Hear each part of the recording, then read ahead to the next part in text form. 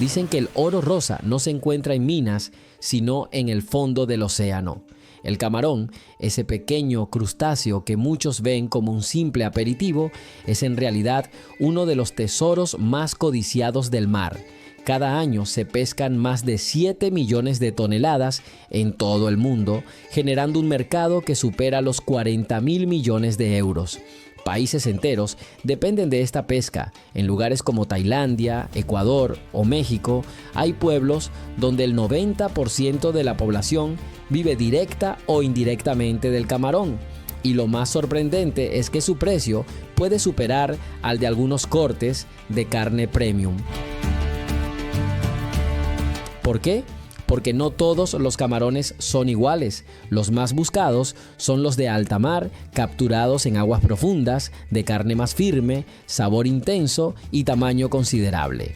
Cada uno puede costar hasta 50 euros el kilo en los mercados de lujo. No es solo pesca, es una fiebre silenciosa que mueve flotas, gobiernos y mafias. Pescar camarón en alta mar no es una tradición. Es una industria de alto riesgo que huele a mar, sudor y billetes.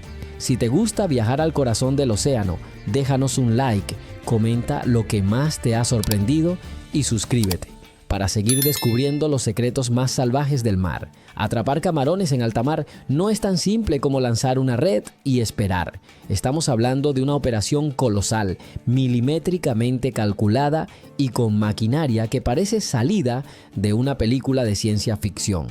Para empezar, las redes camaroneras pueden medir hasta 50 metros de largo, con una abertura que recuerda la boca de un monstruo marino.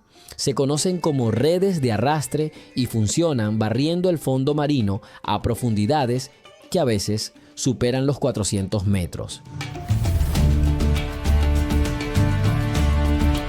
Imagina eso, una red gigantesca arrastrada durante horas, mientras el barco avanza lentamente, siguiendo rutas trazadas por GPS y sonares que detectan los bancos de camarón en movimiento.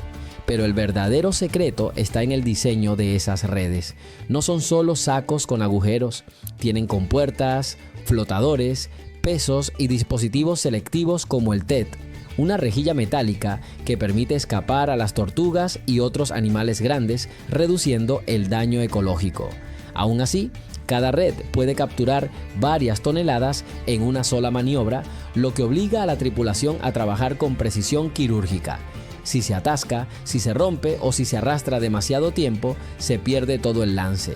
Y eso puede equivaler a miles de euros en pérdidas. Además, el trabajo no se detiene nunca. Cada red se lanza al mar durante 3 o 4 horas, se recoge, se vacía, se limpia y vuelta a empezar. Día y noche, con frío, con lluvia, con el barco zarandeado por olas que podrían tragarse una casa. Y todo esto para capturar un marisco que no mide más de 15 centímetros. Irónico, ¿verdad?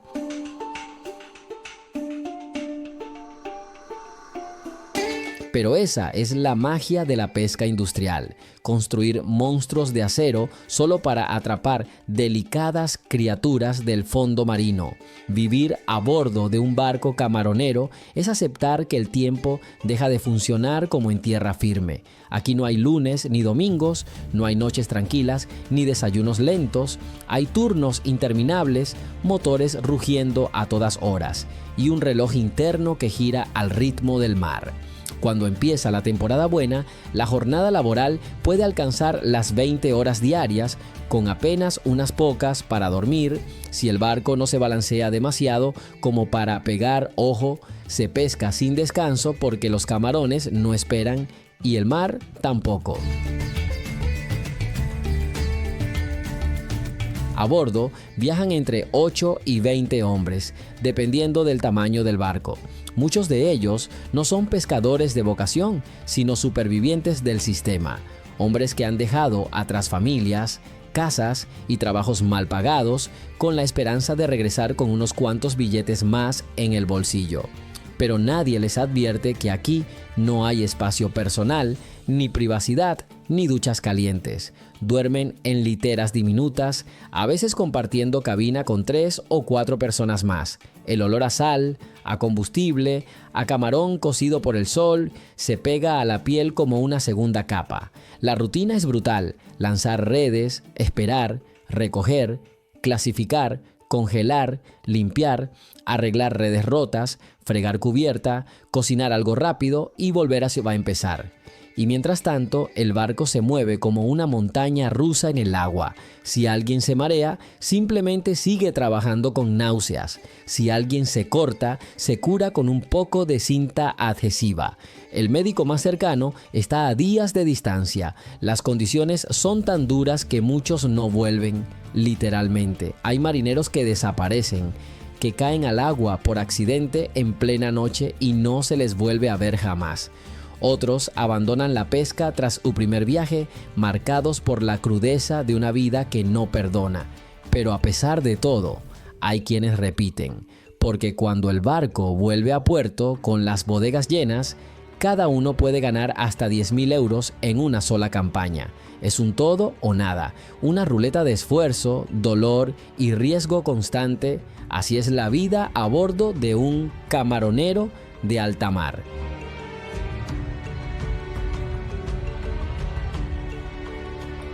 Una mezcla de cárcel flotante, fábrica sin pausas y campo de batalla marino, donde cada camarón tiene un precio y cada jornada puede ser la última.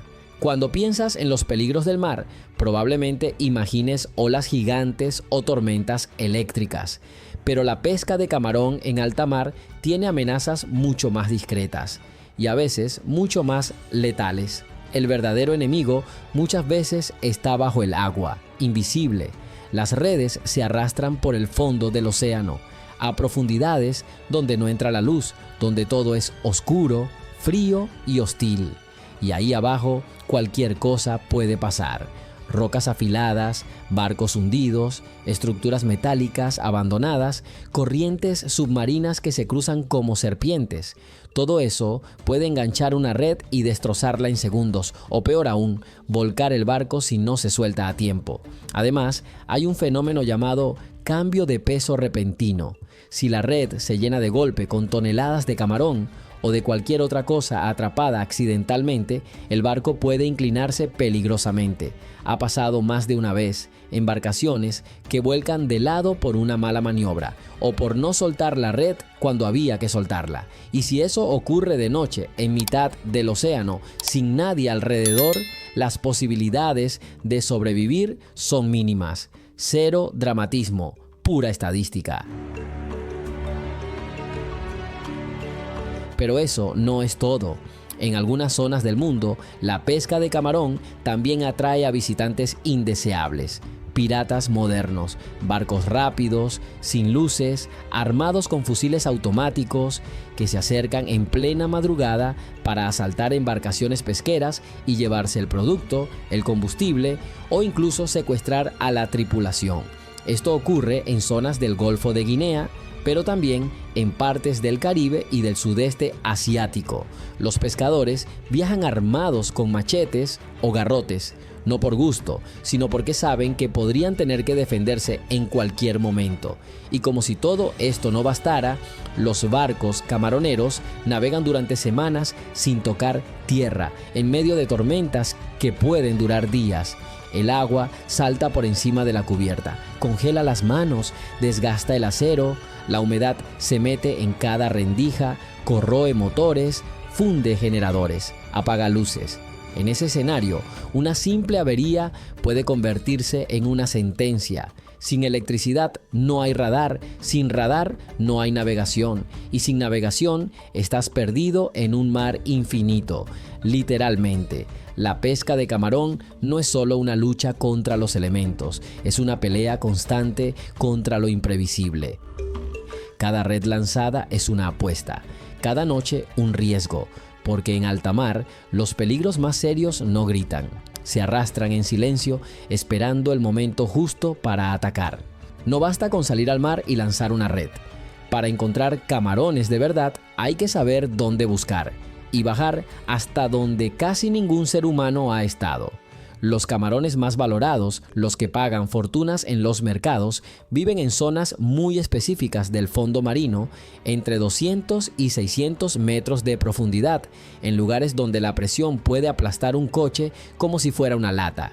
No están por todas partes, se agrupan en áreas llamadas zonas de concentración que varían según la temperatura del agua, las corrientes, la salinidad y hasta la fase de la luna. Sí.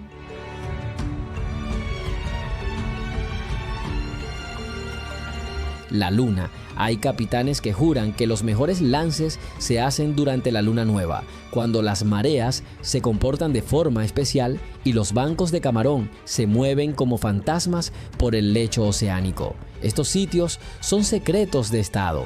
Literalmente, las flotas pesqueras no comparten esta información con nadie. Hay barcos que pasan años mapeando el fondo del océano con sonar de alta resolución, solo para encontrar un par de puntos calientes donde cada arrastre puede traer miles de euros en producto.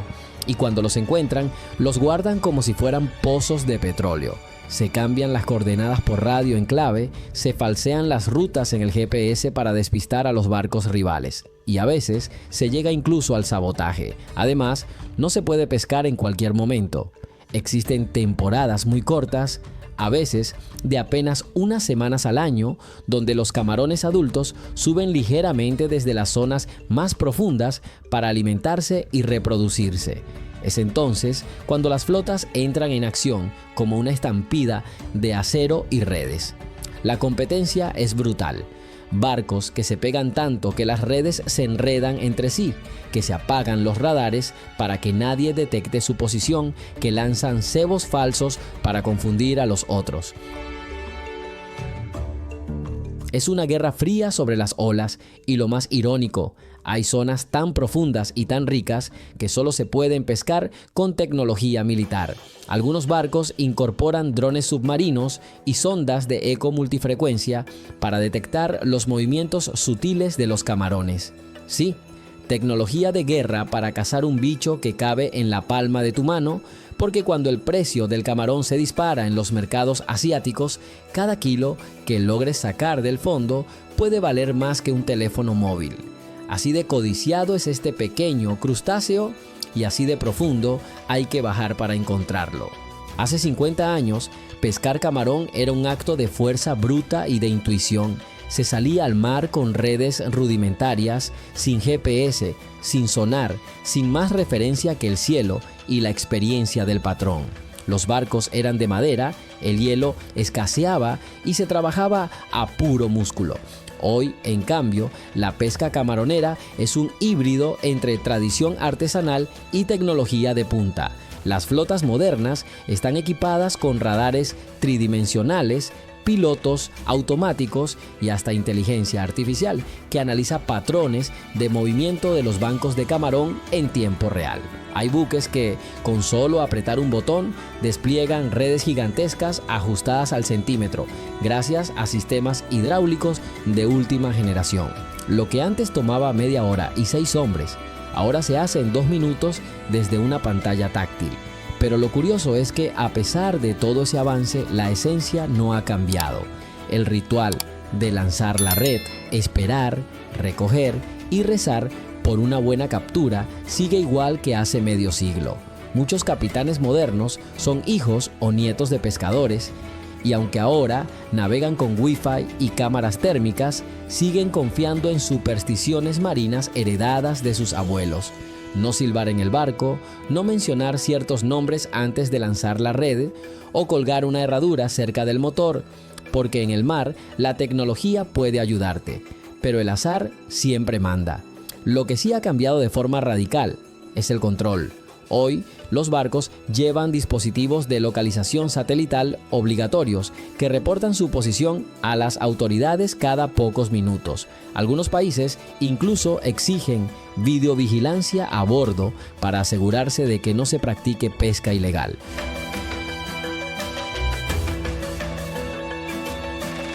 O se capturen especies protegidas. Y los motores modernos deben cumplir normas de emisiones más estrictas que los camiones de ciudad. En otras palabras, el camaronero de hoy tiene que ser mitad marinero, mitad técnico de laboratorio. Y eso también se refleja en la preparación. Antes bastaba con ser fuerte y tener estómago. Hoy se exige formación en navegación digital, en mecánica, en gestión de residuos, incluso en primeros auxilios avanzados. Un error técnico puede costar decenas de miles de euros, un corte mal curado puede derivar en una evacuación por helicóptero, y eso no es barato. Aún así, hay algo que la tecnología jamás ha logrado reemplazar: el olfato del pescador. Ese instinto inexplicable que les dice cuándo lanzar la red, cuándo cambiar de zona, cuándo volver a puerto, porque por mucho que avance el mundo, el mar sigue teniendo sus propias reglas y el camarón su propio lenguaje. Solo quien lo entiende logra pescar de verdad. Detrás de cada camarón que llega a tu plato hay una cadena económica tan inmensa como desconocida.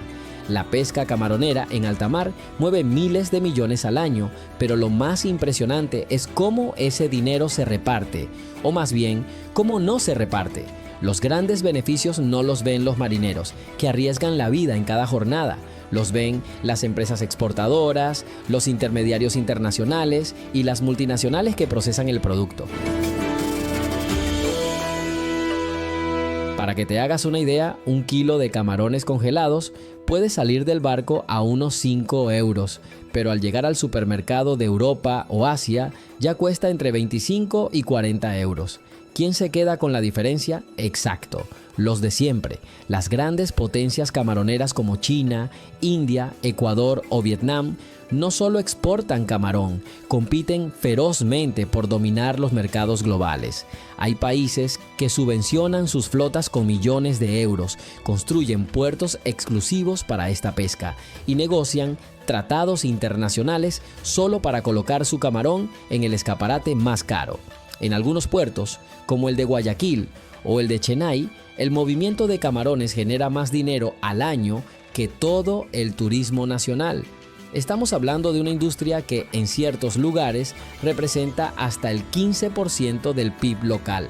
Y como todo lo que mueve cifras tan gigantescas, el camarón también ha atraído a las mafias. Sí, mafias reales. En muchas regiones costeras de América Latina, África y Asia existen redes criminales que controlan desde la contratación de marineros hasta la venta clandestina de capturas no declaradas. Se habla incluso de lavado de camarón, producto ilegal mezclado con legal para inflar volúmenes y explotar cuotas de exportación.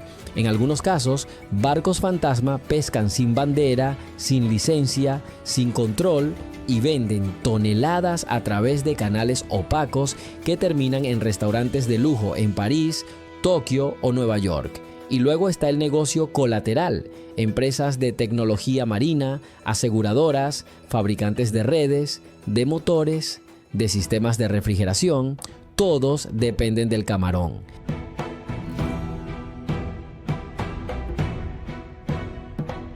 Es una cadena que emplea a millones de personas en todo el mundo, directa o indirectamente, desde un joven que solda una hélice en un astillero de Corea del Sur, hasta una señora que clasifica camarones en una planta de congelados en Bangladesh.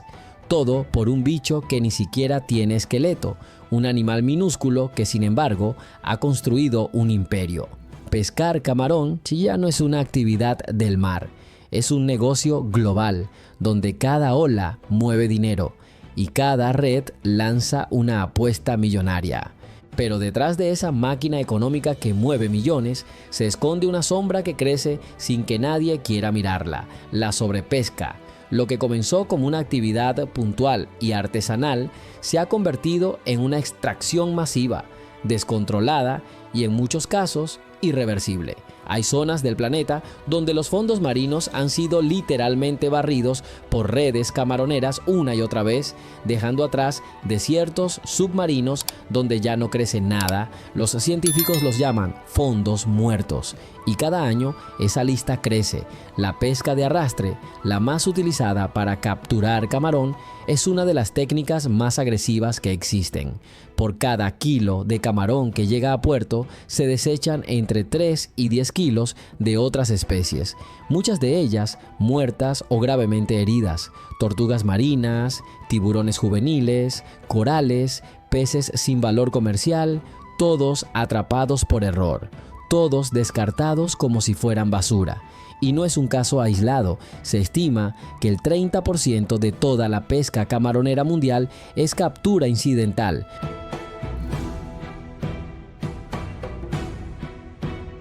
Lo que ha generado un colapso en poblaciones enteras de fauna marina.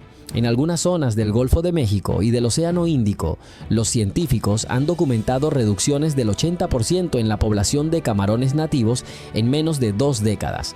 En esos lugares, los barcos han tenido que recorrer hasta 300 millas náuticas más que hace solo 10 años para encontrar capturas rentables. Esta migración forzada de la flota no solo eleva los costos, sino que expande la destrucción a nuevas áreas vírgenes, convirtiendo el problema en una epidemia global bajo la superficie.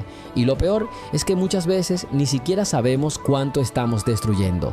Según la FAO, más del 60% de los países camaroneros no reportan datos fiables sobre sus capturas. Eso significa que hay millones de toneladas que se pescan en silencio, sin registro, sin control, sin límites. Además, no solo el ecosistema sufre, también lo hacen los propios pescadores. En muchas regiones, los camarones grandes y saludables ya no aparecen con la misma frecuencia. Barcos que antes regresaban con bodegas llenas, ahora vuelven a medio gas. Y eso obliga a ir más lejos, más hondo y más tiempo, lo que encarece el proceso y aumenta el riesgo.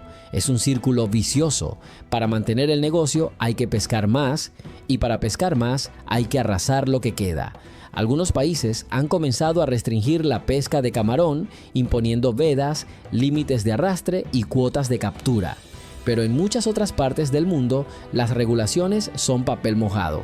Y mientras tanto, en tierra firme, seguimos comiendo camarones como si fueran infinitos, como si el mar fuera una despensa inagotable, pero no lo es.